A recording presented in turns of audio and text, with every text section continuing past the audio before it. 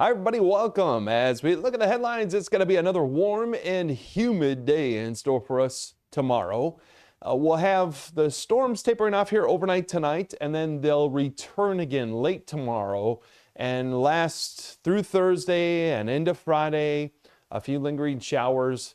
As a cold front moves through the area, we'll eventually drop our humidity going into late Friday afternoon, even starting to feel the effects of that. And then by Saturday, most definitely, it will be crisp and cooler and just beautiful outside. But I will say, every time that humidity drops like that, somehow the mosquitoes come out.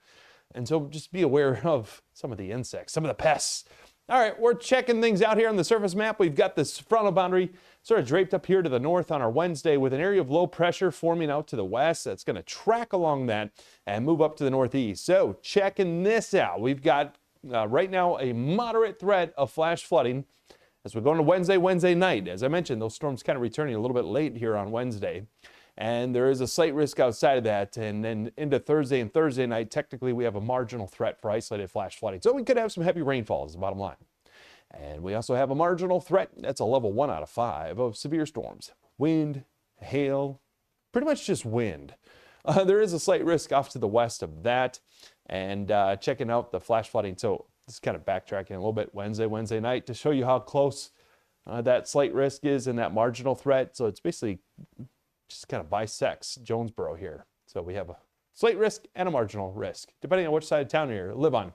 And then we have that marginal threat Thursday for an isolated severe storm. Again, wind, maybe some hail is kind of the extent of those threats. All right, so watching the forecast, fairly dry here. Wednesday, here comes this line, and it's approaching.